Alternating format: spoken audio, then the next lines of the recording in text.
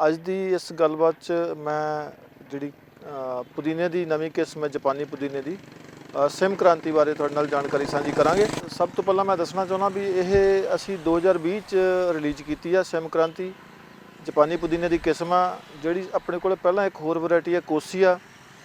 ਇਹ ਕੋਸੀ ਵਾਲੀ ਜਾਤ ਦੀ ਹੀ ਇੱਕ ਨਵੀਂ ਵੈਰਾਈਟੀ ਹੈ ਸਿਮ ਕ੍ਰਾਂਤੀ। ਤੇ ਇਹਦਾ ਝਾੜ ਤਕਰੀਬਨ ਕਹਿ ਲਓ ਕੋਸੀ ਤੋਂ ਥੋੜ੍ਹਾ ਜਿਹਾ ਵਧੀਆ 110 ਕੁਇੰਟਲ ਕਹਿ ਲਓ ਐਵਰੇਜ 1 ਕਿੱਲੇ ਦਾ ਝਾੜ ਹੈ ਹਰੇ ਮਾਦੇ ਦਾ, ਜਿਹਦੇ ਵਿੱਚ ਪੱਤੇ ਦੇ ਤਣੇ ਆਪਾਂ ਕਹਿੰਦੇ ਆ ਵੀ 110 ਕੁਇੰਟਲ। ਅਤੇ ਇਹਦੇ ਪੱਤਿਆਂ ਦੇ ਜਿਹੜਾ ਤੇਲ ਦੀ ਮਾਤਰਾ ਉਹ 0.6 ਤੋਂ 0.7% ਹੁੰਦੀ ਆ। ਅਤੇ ਆਹ ਜੇ ਆਪਾਂ ਦੇਖ ਸਕਦੇ ਹਾਂ ਅਸੀਂ 5 ਫਰਵਰੀ ਨੂੰ ਇਹਦੀ ਬਿਜਾਈ ਕੀਤੀ ਆ। ਅਤੇ ਇਹਦਾ ਜਿਹੜਾ ਬਿਜਾਈ ਦਾ ਸਮਾਂ ਉਹ ਐਂਡ ਜਨਵਰੀ ਤੋਂ ਅੱਧ ਫਰਵਰੀ ਤੱਕ ਹੈਗਾ। ਅਤੇ ਇਹ ਅਸੀਂ 5 ਫਰਵਰੀ ਨੂੰ ਬਿਜਾਈ ਕੀਤੀ ਅਤੇ ਇਸ ਵੇਲੇ ਇਹਦਾ ਜਿਹੜੀ ਸਪਰਾਊਟਿੰਗ ਹੋ ਰਹੀ ਹੈ, ਇਹਦੀ ਐਮਰਜੈਂਸ ਹੁਣ ਸ਼ੁਰੂ ਹੋ ਗਈ ਆ। ਅਤੇ ਇਹ ਇੱਕ ਬਹੁਤ ਹੀ ਵਧੀਆ ਕਿਸਮ ਆ। ਅਤੇ 0.6 ਤੋਂ 0.7% ਇਹਦੇ ਜਿਹੜੇ ਪੱਤਿਆਂ 'ਚ ਤੇਲ ਹੁੰਦਾ ਜਿੰਨਾ ਕੋਸੀ 'ਚ ਸੀਗਾ, ਕਿਉਂਕਿ ਕੋਸੀ ਕਿਸਮ ਥੋੜ੍ਹੀ ਜਿਹੀ ਪੁਰਾਣੀ ਹੋ ਗਈ ਹੈ ਪਰ ਉਹ ਵੀ ਬਹੁਤ ਵਧੀਆ ਕਿਸਮ ਆ। ਇਹ ਉਹਦੇ ਨਾਲੋਂ ਕਹਿ ਲਓ 21 ਕਿਸਮ ਆ ਅਤੇ ਇਹਦੇ ਵੱਲ ਥੋੜ੍ਹਾ ਜਿਹਾ ਰੁਝਾਨ ਵੱਧ ਰਿਹਾ। ਅਤੇ ਸਾਡੇ ਕੋਲ ਐਤਕੀ ਜੜ੍ਹਾਂ ਸੀਗੀਆਂ, ਕਾਫੀ ਜੜ੍ਹਾਂ ਜ਼ਿਮੀਂਦਾਰ ਅਤੇ ਮਿਹਨਤਾਂ ਪਲਾਂਟ ਵਾਲੇ ਲੈ ਕੇ ਗਏ ਆ। ਅਤੇ ਇਹਦੇ ਬਾਰੇ ਜੇ ਕੋਈ ਕਿਸੇ ਨੂੰ ਮੁਸ਼ਕਿਲ ਆਉਂਦੀ ਆ ਤਾਂ ਉਹ ਮੇਰਾ ਨਾਂ ਜਿਵੇਂ ਮੈਂ ਦੱਸਿਆ doctor Rajinder Kumar, school of organic farming. ਤੁਸੀਂ ਮੇਰੇ ਨਾਲ ਸੰਪਰਕ ਕਰ ਸਕਦੇ ਹੋ ਜਾਂ ਡਿਪਾਰਟਮੈਂਟ ਸੰਪਰਕ ਕਰ ਸਕਦੇ ਹੋ। ਕੋਈ ਵੀ ਮੁਸ਼ਕਿਲ ਆਉਂਦੀ ਹੈ ਇਹਦੇ ਬਾਰੇ ਅਤੇ ਸਾਨੂੰ ਫੀਡਬੈਕ ਦੇ ਸਕਦੇ ਹੋ।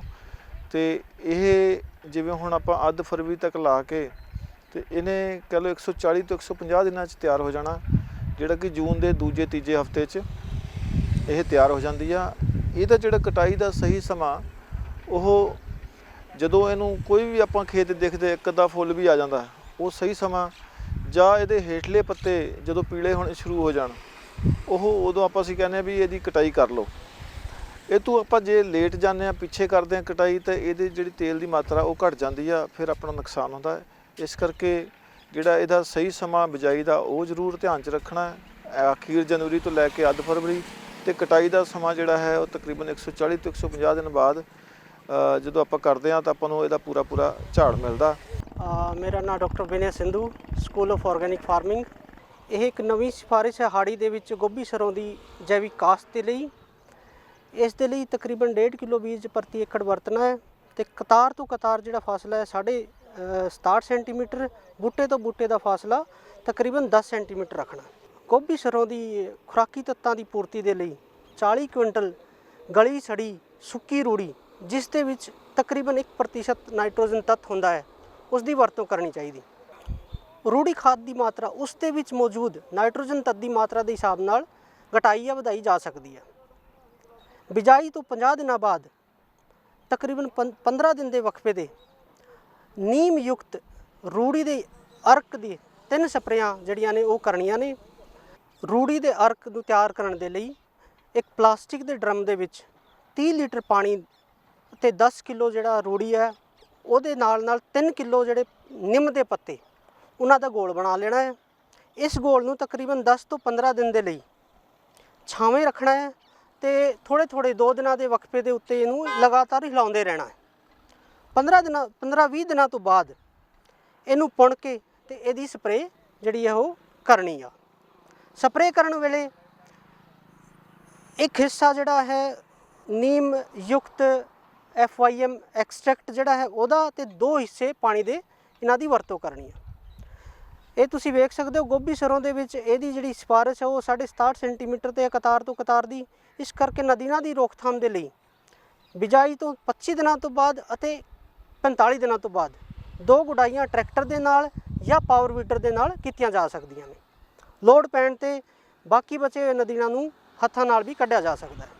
ਬਾਸਮਤੀ ਕਣਕ ਫਸਲੀ ਚੱਕਰ ਦੇ ਵਿੱਚ ਜੈਵਿਕ ਖੇਤੀ ਦੀ ਇਹ ਖੇਤ ਪ੍ਰਦਰਸ਼ਨੀ ਹੈ, ਤੁਸੀਂ ਵੇਖ ਸਕਦੇ ਹੋ। ਇਸ ਦੇ ਵਿੱਚ ਬਾਸਮਤੀ ਦੀ ਜਦੋਂ ਆਪਾਂ ਕਾਸ਼ਤ ਕਰਦੇ ਹਾਂ ਉਸ ਤੋਂ ਪਹਿਲਾਂ ਖੁਰਾਕੀ ਤੱਤਾਂ ਦੀ ਪੂਰਤੀ ਹੈ ਉਹ ਹਰੀ ਖਾਦਾਂ ਦੇ ਨਾਲ ਹੋ ਜਾਂਦੀ ਹੈ। ਹਰੀ ਖਾਦਾਂ ਦੇ ਤੌਰ ਦੇ ਉੱਤੇ ਤੁਸੀਂ ਰਵਾਂ, ਸਣ ਜਾਂ ਢੈਂਚਾ ਉਹਦੀ ਵਰਤੋਂ ਕਰ ਸਕਦੇ ਹੋ। ਕਣਕ ਦੇ ਜਿਹੜੇ ਖੁਰਾਕੀ ਤੱਤ ਨੇ ਉਹਨਾਂ ਦੀ ਪੂਰਤੀ ਕਰਨ ਦੇ ਲਈ ਤਕਰੀਬਨ 50 ਕਿਲੋ ਨਾਈਟ੍ਰੋਜਨ ਤੱਤ ਪ੍ਰਤੀ ਏਕੜ ਦੇ ਹਿਸਾਬ ਨਾਲ ਚਾਹੀਦਾ ਹੁੰਦਾ ਹੈ। ਅਤੇ ਇਸ ਨੂੰ ਤੁਸੀਂ ਰੂੜੀ ਦੀ ਖਾਦ ਗੰਡੋਇਆ ਦੀ ਖਾਦ ਅਤੇ ਰਿੰਡ ਦੀ ਖਲ ਦੇ ਰਾਹੀਂ ਦੇ ਸਕਦੇ ਹਾਂ। ਇਸ ਦੇ ਲਈ ਤਕਰੀਬਨ 17 ਕੁਇੰਟਲ ਰੂੜੀ ਦੀ ਖਾਦ, ਜਿਸ ਦੇ ਵਿੱਚ 1% ਨਾਈਟ੍ਰੋਜਨ ਤੱਤ ਹੁੰਦਾ ਹੈ, ਅਤੇ 11 ਕੁਇੰਟਲ ਗੰਡੋਇਆ ਦੀ ਖਾਦ, ਜਿਸ ਦੇ ਵਿੱਚ ਕਿ 1% ਨਾਈਟ੍ਰੋਜਨ ਤੱਤ ਹੁੰਦਾ ਹੈ, ਅਤੇ 7 ਕੁਇੰਟਲ ਰਿੰਡ ਦੀ ਖਲ, ਜਿਸ ਦੇ ਵਿੱਚ 2.5% ਨਾਈਟ੍ਰੋਜਨ ਤੱਤ ਹੁੰਦਾ ਹੈ, ਦੀ ਵਰਤੋਂ ਕੀਤੀ ਜਾ ਸਕਦੀ ਹੈ। ਜੇਕਰ ਗੰਡੋਇਆ ਦੀ ਖਾਦ ਅਤੇ ਰਿੰਡ ਦੀ ਖਲ ਨਾ ਮਿਲੇ ਤਾਂ ਤਕਰੀਬਨ 50 ਕੁਇੰਟਲ ਰੂੜੀ ਦੀ ਵਰਤੋਂ ਕੀਤੀ ਜਾ ਸਕਦੀ ਹੈ। ਬਾਕੀ ਕੀੜੇ ਮਕੌੜਿਆਂ ਦੀ ਰੋਕਥਾਮ ਦੇ ਲਈ ਨਿੰਮ ਆਧਾਰਿਤ ਜਿਹੜੀ ਬਾਇਓ ਕੀਟਨਾਸ਼ਕ ਹੈ ਉਸ ਦੀ ਸਪਰੇਅ ਕੀਤੀ ਜਾ ਸਕਦੀ ਆ। ਇਹ ਤੁਸੀਂ ਵੇਖ ਸਕਦੇ ਹੋ ਵੀ ਇਹ ਜਿਹੜੀ ਹੈ ਪਿਓਰ ਆਰਗੈਨਿਕ ਪ੍ਰਦਰਸ਼ਨੀ ਲੱਗੀ ਹੋਈ ਹੈ। ਉਹਦੇ ਨਾਲ ਹੀ ਇਹ ਜਿਹੜੀ ਕਣਕ ਹੈ ਇਹਦੇ ਵਿੱਚ ਗੁੱਡ ਐਗਰੀਕਲਚਰ ਪ੍ਰੈਕਟਿਸਿਸ ਜਿਹੜੀਆਂ ਨੇ ਉਹ ਅਡੋਪਟ ਕੀਤੀਆਂ ਨੇ। ਤਕਰੀਬਨ 25% ਖੁਰਾਕੀ ਤੱਤ ਜਿਹੜੇ ਨੇ ਉਹ ਰੂੜੀ ਦੇ ਤੌਰ ਤੇ ਅਪਲਾਈ ਕੀਤੇ ਹੋਏ ਨੇ, ਅਤੇ ਬਾਕੀ ਦੀ ਜਿਹੜੀ ਨਾਈਟ੍ਰੋਜਨ ਹੈ ਉਹ ਲੀਫ ਕਲਰ ਚਾਰਟ ਦੇ ਹਿਸਾਬ ਨਾਲ ਪਾਈ ਗਈ ਹੈ। ਇਹ ਜਿਹੜੀ ਕਣਕ ਹੈ ਪੂਰੀ ਤਰ੍ਹਾਂ ਰਸਾਇਣਿਕ ਤਰੀਕੇ ਨਾਲ ਉਗਾਈ ਗਈ ਆ। ਤੁਸੀਂ ਵੇਖ ਸਕਦੇ ਹੋ ਇਹਦੇ ਵਿੱਚ ਕੋਈ ਰੂੜੀ ਦੀ ਖਾਦ ਜਾਂ ਆਰਗੈਨਿਕ ਖਾਦ ਦੀ ਵਰਤੋਂ ਨਹੀਂ ਕੀਤੀ ਗਈ, ਜਦਕਿ ਨਾਲ ਵਾਲੀ ਜਿਹੜੀ ਕਣਕ ਹੈ ਉਹ ਪੂਰੀ ਤਰੀਕੇ ਨਾਲ ਜੈਵਿਕ ਤਰੀਕੇ ਨਾਲ ਤਿਆਰ ਕੀਤੀ ਗਈ ਹੈ। ਜਿਹੜਾ ਹਰਬਲ ਗਾਰਡਨ ਸਾਡੇ ਕੋਲ ਪੀਏਯੂ 'ਚ ਹੈਗਾ, ਇਹਦੇ ਤਕਰੀਬਨ 100 ਕੁ ਹਰਬਲ ਬੂਟੇ, ਜਿਹਦੇ ਵਿੱਚ ਦਵਾਈਆਂ ਵਾਲੀਆਂ, ਸੁਗੰਧੀ ਅਤੇ ਹੋਰ ਮਸਾਲੇ ਵਾਲੇ ਬੂਟੇ ਹੈਗੇ ਆ, ਉਹ ਅਸੀਂ ਇੱਥੇ ਸੇਲ ਕਰਦੇ ਹਾਂ, ਪੈਦਾ ਕਰਦੇ ਹਾਂ। ਅਤੇ ਅੱਜ ਕੱਲ੍ਹ ਜਿਵੇਂ ਪਤਾ ਤੁਹਾਨੂੰ ਸਮਾਂ ਜਿਹੜਾ ਚੱਲ ਰਿਹਾ ਬਿਮਾਰੀਆਂ, ਚਾਹੇ ਉਹ ਕਰੋਨਾ, ਡੇਂਗੀ ਆ ਜਾਂ ਹੋਰ ਬੁਖਾਰ ਹੈਗੇ ਆ, ਬਹੁਤ ਤਰੀਕੇ ਦੀਆਂ ਬਿਮਾਰੀਆਂ ਚੱਲ ਰਹੀਆਂ। ਇਹ ਜਿਹੜੇ ਜੜੀ ਬੂਟੀਆਂ ਵਾਲੇ ਬੂਟੇ ਹੈਗੇ ਜਾਂ ਹਰਬਲ ਬੂਟੇ ਹੈਗੇ ਆ, ਇਹ ਆਪਣੀ ਸਿਹਤ ਵਾਸਤੇ ਜਾਂ ਬਿਮਾਰੀਆਂ ਨੂੰ ਲੜਨ ਦੀ ਜਿਹੜੀ ਤਾਕਤ ਰੱਖਦੇ ਆ, ਜਾਂ ਸਰੀਰ 'ਚ ਕਹਿ ਲਓ ਵੀ ਜਿਹੜੀ ਚੀਜ਼ਾਂ ਨਾਲ ਬਿਮਾਰੀਆਂ ਨੂੰ ਲੜਨ ਦੀ ਤਾਕਤ ਵੱਧਦੀ ਆ, ਉਹ ਇਹਨਾਂ ਬੂਟਿਆਂ ਤੋਂ ਮਿਲਦੀ ਆ। ਅੱਜ ਵੀ 70-80% ਜਿਹੜੀ ਆਬਾਦੀ ਹੈਗੀ ਦੁਨੀਆ 'ਚ, ਉਹ ਜਿਹੜੀ ਦਵਾਈਆਂ ਵਰਤ ਰਹੀ ਆ, ਚਾਹੇ ਉਹ ਐਲੋਪੈਥਿਕ ਹੈ, ਚਾਹੇ ਆਯੁਰਵੈਦਿਕ ਹੈ, ਚਾਹੇ ਹੋਮੋਪੈਥੀ ਆ, ਉਹ ਅਸਲ 'ਚ ਉਹਨਾਂ ਦਾ ਸਰੋਤ ਆ ਇਹਨਾਂ ਸਾਰੀਆਂ ਦਵਾਈਆਂ ਦਾ, ਉਹ ਹਰਬਲ ਬੂਟੇ ਹੀ ਹੈਗੇ। ਸੋ ਇਹਨਾਂ ਦੀ ਬਹੁਤ ਜ਼ਿਆਦਾ ਮਹੱਤਤਾ।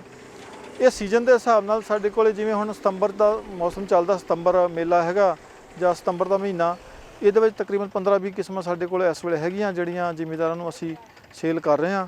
ਬਹੁਤ ਹੀ ਘੱਟ ਰੇਟ 'ਤੇ ਹੈਗਾ। ਸਾਰੇ ਬੂਟਿਆਂ ਦੀ ਕੀਮਤ ਕਹਿ ਲਓ 20 ਤੋਂ 40 ਰੁਪਏ ਦੇ ਵਿੱਚ ਆ। ਅਤੇ ਇਹਨਾਂ ਵਿੱਚ ਖਾਸ ਕਰਕੇ ਜਿਵੇਂ ਇੱਥੇ ਸਾਡੇ ਕੋਲ ਅਸੀਂ ਦਿਖਾ ਰਹੇ ਹਾਂ ਬ੍ਰਹਮੀ ਆ। ਬ੍ਰਹਮੀ ਜਿਹੜੀ ਆ, ਇਹਦੇ ਫਾਇਦੇ ਹੁੰਦੇ ਆ, ਜਿਹੜੇ ਵੀ ਨਰਵਸ ਸਿਸਟਮ ਦੇ ਟੌਨਿਕ ਬਣਦੇ ਆ, ਜਿਹੜੀਆਂ ਦਿਮਾਗ ਤੇਜ਼ ਕਰਨ ਵਾਲੀਆਂ ਦਵਾਈਆਂ ਟੌਨਿਕ ਆ, ਉਹਨਾਂ 'ਚ ਇਹਦੀ ਵਰਤੋਂ ਹੁੰਦੀ ਆ। ਇਸ ਤੋਂ ਬਾਅਦ ਇਨਸੂਲਿਨ ਦਾ ਬੂਟਾ ਅੱਜ ਕੱਲ੍ਹ ਬਹੁਤ ਪ੍ਰਚਲਿਤ ਹੋ ਰਿਹਾ, ਅਤੇ ਹੋਰ ਅਦਾਰਿਆਂ 'ਤੇ ਇਨਸੂਲਿਨ ਦੇ ਬੂਟੇ ਬਾਰੇ ਬਹੁਤ ਜ਼ਿਆਦਾ ਗੱਲਾਂ ਚੱਲ ਰਹੀਆਂ, ਆਪਾਂ ਨੂੰ ਜਾਣਕਾਰੀਆਂ ਦੇਖਣ ਨੂੰ ਮਿਲ ਰਹੀਆਂ। ਇਹਦੇ ਪੱਤੇ ਜਿਹੜੇ ਹੁੰਦੇ ਆ, ਇਹਨਾਂ 'ਚ ਗੁਣ ਹੁੰਦਾ ਜਿਹੜੀ ਇਹ ਬਲੱਡ ਸ਼ੂਗਰ ਹੈ ਆਪਣੀ, ਜਾਂ ਮਿੱਠੇ ਵਾਲੀ ਬਿਮਾਰੀ ਆ, ਇਹ ਬਲੱਡ ਸ਼ੂਗਰ ਨੂੰ ਘਟਾਉਂਦਾ। ਅਤੇ ਇਹ ਤੋਂ ਬਾਅਦ ਮਗਾਂ ਦੀ ਗੱਲ ਕਰੀਏ ਆਪਾਂ, ਅਤੇ ਮਗਾਂ ਦੀ ਜਿਹੜੀ ਵਰਤੋਂ ਆ ਉਹ ਮਸਾਲਿਆਂ 'ਚ ਬਹੁਤ ਜ਼ਿਆਦਾ ਹੁੰਦੀ ਆ। ਇਹ ਹਜਮ ਨੂੰ ਠੀਕ ਕਰਨ ਵਾਸਤੇ ਇਹਦੀ ਵਰਤੋਂ ਕੀਤੀ ਜਾਂਦੀ ਆ। ਤੂਤਾਂ ਵਾਂਗੂ ਇਹਦੇ 'ਤੇ ਛੋਟੇ ਛੋਟੇ ਫਲ ਆਉਂਦੇ ਆ, ਮਗਾਂ ਜਿਹਨੂੰ ਕਹਿੰਦੇ ਆ। ਅਤੇ ਇਹ ਬੂਟੇ ਆਸਾਨੀ ਨਾਲ ਗਮਲਿਆਂ 'ਚ ਵੀ ਲਾਏ ਜਾ ਸਕਦੇ ਆ, ਖੁੱਲ੍ਹੀ ਥਾਂ 'ਤੇ ਲਗਾ ਸਕਦੇ ਆ। ਇਹ ਤੋਂ ਬਾਅਦ ਹੀ ਆਪਾਂ ਦੇਖੀਏ ਅਕਰਕਰਾ ਹੈਗਾ। ਅਕਰਕਰਾ ਦੇ ਜਿਹੜੇ ਫੁੱਲ ਹੁੰਦੇ ਆ, ਇਹਨਾਂ ਤੋਂ ਜਿਹੜੀਆਂ ਜੜ ਦੁਖਣ ਵਾਲੀ ਦਵਾਈਆਂ ਹੈਗੀਆਂ, ਮਸੂੜੇ ਨੂੰ ਠੀਕ ਕਰਨ ਵਾਲੀ ਦਵਾਈਆਂ ਹੈਗੀਆਂ, ਜਾਂ ਗਲ 'ਚ ਕੋਈ ਪ੍ਰੋਬਲਮ ਹੁੰਦੀ ਆ, ਇਹ ਦਵਾਈਆਂ ਬਣਦੀਆਂ। ਇਸੇ ਤਰੀਕੇ ਨਾਲ ਜੇ ਆਪਾਂ ਦੇਖੀਏ ਕੜੀ ਪੱਤਾ ਹੁਣ ਆਮ ਹੋ ਗਿਆ ਘਰਾਂ 'ਚ। ਆਪਾਂ ਦੇਖਦੇ ਹਾਂ ਵੀ ਹਰੇਕ ਸਬਜ਼ੀ ਕੜੀ 'ਚ ਜਾਂ ਦਾਲਾਂ 'ਚ ਇਹਨੂੰ ਪਾਉਣਾ ਸ਼ੁਰੂ ਕਰਤਾ। ਇਹਦੇ ਨਾਲ ਕੀ ਹੁੰਦਾ, ਜਿਹੜੇ ਹਜਮਾ ਖਰਾਬ ਹੁੰਦਾ ਜਾਂ ਉਲਟੀ ਵਾਲਾ ਲੱਗਦਾ ਵੀ ਆਪਣਾ ਜੀ ਖਰਾਬ ਹੋ ਰਿਹਾ, ਉਹ ਉਸ ਚੀਜ਼ ਨੂੰ ਵਾਸਤੇ ਇਹ ਬਹੁਤ ਲਾਹੇਵੰਦ ਆ। ਇਹ ਤੋਂ ਬਾਅਦ ਗੁੜਮਾਰ ਹੈਗਾ। ਗੁੜਮਾਰ ਵੀ ਜਿਹੜਾ ਬਲੱਡ ਸ਼ੂਗਰ ਨੂੰ ਕੰਟਰੋਲ ਕਰਨ ਵਾਸਤੇ ਵਰਤਿਆ ਜਾਂਦਾ। ਅਤੇ ਇਹ ਜਿਹੜਾ ਮਿੱਠੇ ਦਾ ਟੇਸਟ ਆ, ਇਹ ਜੇ ਇੱਕ ਪੱਤਾ ਚੱਬ ਲਈਏ, ਮਿੱਠੇ ਦਾ ਟੇਸਟ ਬਿਲਕੁਲ ਖ਼ਤਮ ਕਰ ਦਿੰਦਾ। ਅਤੇ ਇਹ ਤੋਂ ਬਾਅਦ ਤੁਲਸੀ ਦਾ ਤਾਂ ਆਪਾਂ ਸਾਰਿਆਂ ਨੂੰ ਪਤਾ ਹੀ ਆ, ਇਹਦੇ ਫਾਇਦੇ ਕਿੰਨੇ ਆ। ਇੱਕ ਫਲੇਵਰ ਵਾਸਤੇ, ਦੂਜਾ ਇਹ ਐਂਟੀਆਕਸੀਡੈਂਟ ਹੈ, ਤੀਜਾ ਇਹ ਕਿਸੇ ਤਰੀਕੇ ਦਾ ਬੁਖਾਰ ਨਹੀਂ ਹੋਣ ਦਿੰਦੀ ਜੇ ਲਗਾਤਾਰ ਵਰਤੀਏ। ਅਤੇ ਜਿਹੜੇ ਅੱਜ ਕੱਲ੍ਹ ਕਾੜੇ ਬਣ ਰਿਹਾ, ਉਹਨਾਂ ਸਾਰਿਆਂ 'ਚ ਤੁਲਸੀ ਪੈਂਦੀ ਆ। ਇਹ ਜਿੰਨੀਆਂ ਵੀ ਸਰੀਰ 'ਚ ਬਿਮਾਰੀਆਂ ਲੜਨ ਦੀ ਤਾਕਤ ਆ, ਉਹਨਾਂ ਨੂੰ ਵਧਾਉਂਦੀ ਆ। ਇਸ ਤੋਂ ਬਾਅਦ ਆ ਗਿਆ ਲੈਮਨ ਗਰਾਸ ਆਪਣੇ ਕੋਲ। ਇਹਦਾ ਜਿਹੜਾ ਪ੍ਰਚਲਨ ਅੱਜ ਕੱਲ੍ਹ ਵੱਧ ਰਿਹਾ। ਅੱਜ ਕੱਲ੍ਹ ਲੈਮਨ ਗਰਾਸ ਟੀ ਦੀ ਵਰਤੋਂ ਬਹੁਤ ਜ਼ਿਆਦਾ ਹੋ ਰਹੀ। ਜਿਹੜਾ ਇਹਦੇ 'ਚ ਤੇਲ ਨਿਕਲਦਾ, ਉਹਦੀ ਜਿਹੜੀ ਕਾਸਮੈਟਿਕ ਚੀਜ਼ਾਂ 'ਚ ਵਰਤੋਂ ਹੋ ਰਹੀ ਹੈ। ਹਾਰ ਸ਼ਿੰਗਾਰ ਜਿਹੜੇ ਇਹਨਾਂ ਵਸਤਾਂ 'ਚ ਬਹੁਤ ਜ਼ਿਆਦਾ ਵਰਤੋਂ ਹੋ ਰਹੀ ਹੈ, ਸਾਬਣਾਂ 'ਚ ਹੋ ਰਹੀ ਆ। ਅਤੇ ਇਹ ਤੋਂ ਵਿਟਾਮਿਨ ਏ ਦਾ ਵੀ ਇੱਕ ਸਰੋਤ ਆ, ਉਹ ਵੀ ਬਣਦਾ। ਪੰਜਾਬ ਖੇਤੀਬਾੜੀ ਯੂਨੀਵਰਸਿਟੀ ਵਿਖੇ ਵਰਚੁਅਲ ਕਿਸਾਨ ਮੇਲੇ 'ਤੇ ਕਿਸਾਨ ਵੀਰੋ, ਮੈਂ ਤੁਹਾਡਾ ਬਹੁਤ ਬਹੁਤ ਸਵਾਗਤ ਕਰਦਾ। ਮੈਂ doctor Sohan Singh Walia school of organic farming ਦੇ ਫਾਰਮ ਦੇ ਉੱਤੇ ਤੁਹਾਨੂੰ ਜੀ ਆਇਆਂ ਆਖਦਾ, ਨਿੱਘਾ ਸਵਾਗਤ ਕਰਦਾ। ਤੇ ਅੱਜ ਅਸੀਂ ਤੁਹਾਨੂੰ ਜੋ ਸੰਯੁਕਤ ਖੇਤੀ ਪ੍ਰਣਾਲੀ ਮਾਡਲ ਯੂਨੀਵਰਸਿਟੀ ਵਿਖੇ ਵਿਕਸਿਤ ਕੀਤਾ ਗਿਆ ਉਹਦੇ ਬਾਰੇ ਮੈਂ ਕੁਝ ਵਿਚਾਰ ਸਾਂਝੇ ਕਰੂੰਗਾ। ਸੰਯੁਕਤ ਖੇਤੀ ਪ੍ਰਣਾਲੀ ਮਾਡਲ ਅਸੀਂ 1 ਹੈਕਟੇਅਰ ਰਕਬੇ ਦੇ ਉੱਤੇ ਵਿਕਸਿਤ ਕੀਤਾ। ਇਸ ਦਾ ਯੂਨੀਵਰਸਿਟੀ ਵਿਖੇ 2011-12 ਤੋਂ ਇਸ ਕੰਮ ਦਾ ਆਗਾਜ਼ ਕੀਤਾ ਗਿਆ ਸੀ ਤੇ ਇਸ ਦਾ ਜੋ ਮੁੱਖ ਮਕਸਦ ਉਹ ਇਹੀ ਹੈ ਕਿ ਜੋ ਛੋਟੇ ਕਿਸਾਨ ਨੇ ਉਹ ਆਪਣੇ ਪਰਿਵਾਰ ਨੂੰ ਸੰਤੁਲਿਤ ਭੋਜਨ ਤੇ ਨਾਲ ਦੀ ਨਾਲ ਉਹ ਆਪਣੀ ਆਮਦਨ ਦੇ ਵਿੱਚ ਵਾਧਾ ਕਰ ਸਕਣ। ਤੇ ਇਸ ਤਹਿਤ ਅਸੀਂ 1 ਹੈਕਟੇਅਰ ਦੇ ਉੱਤੇ ਕੰਮ ਕੀਤਾ, ਜਿਸ ਦੇ ਵਿੱਚ 1.5 ਏਕੜ ਰਕਬਾ ਉਹ ਫਸਲਾਂ ਅਧੀਨ ਹੈ ਤੇ ਫਸਲਾਂ ਦੇ ਵਿੱਚ ਵੀ ਅਸੀਂ ਉਹੀ ਫਸਲਾਂ ਚੁਣੀਆਂ ਨੇ ਜਿਹਦੀ ਪਰਿਵਾਰ ਨੂੰ ਲੋੜ ਆ, ਜਿਹਦੇ 'ਚ ਅਨਾਜ ਵਾਲੀਆਂ ਫਸਲਾਂ ਆ ਗਈਆਂ, ਤੇਲ ਬੀਜ ਫਸਲਾਂ ਆ ਗਈਆਂ ਤੇ ਦਾਲਾਂ ਆ ਗਈਆਂ, ਪਸ਼ੂਆਂ ਵਾਸਤੇ ਚਾਰਾ ਆ ਗਿਆ। ਇਸ ਤੋਂ ਇਲਾਵਾ ਅਸੀਂ ਅੱਧੇ ਕਿੱਲੇ ਦੇ ਵਿੱਚ ਬਾਗ ਲਾਇਆ ਹੋਇਆ। 2 ਕਨਾਲ ਏਰੀਏ ਦੇ ਵਿੱਚ ਅਸੀਂ ਮੱਛੀ ਪਾਲਣ ਦਾ ਕੰਮ ਸ਼ੁਰੂ ਕੀਤਾ ਹੋਇਆ ਤੇ ਮੱਛੀ ਪਾਲਣ ਦੇ ਵਿੱਚ ਜਿਹੜਾ ਇਹਦਾ ਪੌਂਡ ਆ ਉਹਦੇ ਆਲੇ ਦੁਆਲੇ ਵੀ ਅਸੀਂ ਫਲਦਾਰ ਬੂਟਿਆਂ ਦੇ ਅਸੀਂ ਦਰਖਤ ਲਾਏ ਹੋਏ ਨੇ ਤੇ ਇਹਦੇ ਨਾਲ ਹੀ ਅਸੀਂ 1 ਕਨਾਲ ਏਰੀਏ ਦੇ ਵਿੱਚ ਅਸੀਂ ਵਣ ਖੇਤੀ ਦਾ ਅਸੀਂ ਕੰਮ ਰਕਬਾ ਵਣ ਖੇਤੀ ਅਧੀਨ ਲੈ ਕੇ ਆਂਦਾ ਹੋਇਆ। ਤੇ ਜੇ ਅਸੀਂ ਇਹ ਸਾਰੇ ਮਾਡਲ ਦੀ ਅਸੀਂ ਸ਼ੁੱਧ ਆਮਦਨ ਦੀ ਗੱਲ ਕਰੀਏ ਤੇ ਇਹ ਸਾਨੂੰ ਤਕਰੀਬਨ 3,60,500 ਰੁਪਇਆ ਸਾਨੂੰ 1 ਸਾਲ ਦੀ ਆਮਦਨ ਇਸ ਦੇ ਵਿੱਚੋਂ ਆਈ ਹੈ, ਜੋ ਕਿ ਸਾਡੇ ਝੋਨਾ ਕਣਕ ਫਸਲੀ ਚੱਕਰ ਤੋਂ ਕਾਫੀ ਜ਼ਿਆਦਾ। ਇਸ ਦੇ ਨਾਲ ਸਾਡੀਆਂ ਲੋੜਾਂ ਵੀ, ਘਰੇਲੂ ਲੋੜਾਂ ਵੀ ਪੂਰੀਆਂ ਹੁੰਦੀਆਂ ਨੇ ਤੇ ਮੈਂ ਤਾਂ ਕਿਸਾਨ ਵੀਰਾਂ ਨੂੰ ਇਹੀ ਕਹਿਣਾ ਕਿ ਸਿਰਫ ਬਾਹਰੋਂ ਨਮਕ ਲੈ ਕੇ ਆਓ, ਬਾਕੀ ਅਸੀਂ ਹਰ ਜੋ ਸਾਨੂੰ ਚੀਜ਼ ਘਰ ਦੇ ਵਿੱਚ ਚਾਹੀਦੀ ਹੈ ਉਸ ਦੀ ਪੂਰਤੀ ਅਸੀਂ ਆਪਣੇ ਫਾਰਮ ਤੋਂ ਹੀ ਅਸੀਂ ਪੈਦਾ ਕਰ ਸਕਦੇ ਹਾਂ, ਫਾਰਮ ਤੋਂ ਹੀ ਅਸੀਂ ਆਪਣੀ ਪੂਰਤੀ ਪੂਰੀ ਕਰ ਸਕਦੇ ਹਾਂ ਤੇ ਪਰਿਵਾਰ ਨੂੰ ਸੰਤੁਲਿਤ ਭੋਜਨ ਤੇ ਵਧੀਆ ਖੁਰਾਕ ਅਸੀਂ ਦੇ ਕੇ ਆਪਣੇ ਪਰਿਵਾਰ ਦੀ ਸਿਹਤ ਵੀ ਅੱਛੀ ਕਰ ਸਕਦੇ ਹਾਂ ਤੇ ਨਾਲ ਦੀ ਨਾਲ ਜੋ ਸਾਡੀ ਜ਼ਮੀਨ ਦੀ ਉਪਜਾਊ ਸ਼ਕਤੀ ਹੈ ਉਹ ਵੀ ਸਾਡੀ ਬਰਕਰਾਰ ਰਹਿੰਦੀ ਹੈ, ਕਿਉਂਕਿ ਇਹਦੇ ਵਿੱਚ ਅਸੀਂ ਇੱਕ ਚੀਜ਼ ਦੀ ਜੋ ਆਊਟਪੁੱਟ ਆ, ਵੇਸਟ ਆ, ਉਹਨੂੰ ਅਸੀਂ ਐਜ਼ ਇਨਪੁੱਟ ਯੂਜ਼ ਕਰਦੇ ਹਾਂ ਦੂਸਰੀ ਐਂਟਰਪ੍ਰਾਈਜ਼ ਦੇ ਵਿੱਚ। ਮੈਂ ਨੀਰਜ ਰਾਣੀ ਬਤੌਰ ਭੂਮੀ ਵਿਗਿਆਨੀ ਸਕੂਲ ਆਫ ਆਰਗੈਨਿਕ ਫਾਰਮਿੰਗ ਦੇ ਵਿੱਚ ਕੰਮ ਕਰ ਰਹੀ ਹਾਂ। ਅੱਜ ਮੈਂ ਤੁਹਾਡੇ ਨਾਲ ਗੰਡੋਆ ਖਾਦ ਬਣਾਉਣ ਦੀ ਵਿਧੀ ਬਾਰੇ ਜਾਣਕਾਰੀ ਸਾਂਝੀ ਕਰੂੰਗੀ। ਗੰਡੋਆ ਖਾਦ ਬਣਾਉਣ ਦੇ ਲਈ ਸਾਨੂੰ 6 ਫੁੱਟ ਲੰਬਾ, 3 ਫੁੱਟ ਚੌੜਾ ਅਤੇ 2.5 ਫੁੱਟ ਉੱਚਾ ਇੱਕ ਬੈੱਡ ਬਣਾਉਣ ਦੀ ਜ਼ਰੂਰਤ ਹੁੰਦੀ ਹੈ। ਇਹ ਜਿਹੜਾ ਬੈੱਡ ਹੈਗਾ ਅਸੀਂ ਇੱਕ ਪੱਕਾ ਇੱਟਾਂ ਦਾ ਸਟਰਕਚਰ ਵੀ ਬਣਾ ਸਕਦੇ ਹਾਂ। ਇਸ ਬੈੱਡ ਦੇ ਵਿੱਚ ਝੋਨੇ ਦੀ ਪਰਾਲੀ ਅਤੇ ਫਸਲਾਂ ਦੀ ਰਹਿੰਦ ਖੂੰਹਦ ਅਤੇ ਪੁਰਾਣਾ ਗੋਬਰ ਜਿਹੜਾ ਕਿ 10 ਤੋਂ 15 ਦਿਨ ਪੁਰਾਣਾ ਹੋਣਾ ਚਾਹੀਦਾ ਹੈ, 1:1 ਦੇ ਵਿੱਚ ਮਿਕਸ ਕਰਨਾ ਚਾਹੀਦਾ ਹੈ। ਉਸ ਤੋਂ ਬਾਅਦ 15 ਦਿਨ ਇਸ ਨੂੰ ਵੀ ਕੱਟਣ ਹੋਣ ਲਈ ਰੱਖਿਆ ਜਾਂਦਾ ਹੈ। ਉਸ ਤੋਂ ਬਾਅਦ 15 ਦਿਨਾਂ ਬਾਅਦ ਇਹਦੇ ਵਿੱਚ ਪਾਣੀ ਦਾ ਧਿਆਨ ਰੱਖਣਾ ਬਹੁਤ ਜ਼ਰੂਰੀ ਹੈ। ਯਾਦ ਰਹੇ ਕਿ ਬੈੱਡ ਦੇ ਵਿੱਚ ਜਿਹੜੀ ਨਮੀ ਹੈ ਉਹ 60 ਤੋਂ 70% ਦੇ ਵਿਚਕਾਰ ਹੋਣੀ ਚਾਹੀਦੀ ਹੈ। 15 ਦਿਨਾਂ ਬਾਅਦ ਇਸ ਦੇ ਵਿੱਚ 1 ਕਿਲੋ ਗੰਡੋਏ ਜਿਨ੍ਹਾਂ ਦੀ ਪ੍ਰਜਾਤੀ ਹੈ ਆਈਸੀਨੀਆ ਫੋਇਟਡਾ, ਇਹ ਇਸ ਬੈੱਡ ਦੇ ਵਿੱਚ ਖਿਲਾਰ ਦੇਣੇ ਚਾਹੀਦੇ ਹਨ। ਜਿਹੜੀ ਇਹ ਖਾਦ ਹੈਗੀ ਹੈ ਇਹ 60 ਤੋਂ 65 ਦਿਨਾਂ ਦੇ ਵਿੱਚ ਤਿਆਰ ਹੋ ਜਾਂਦੀ ਹੈ।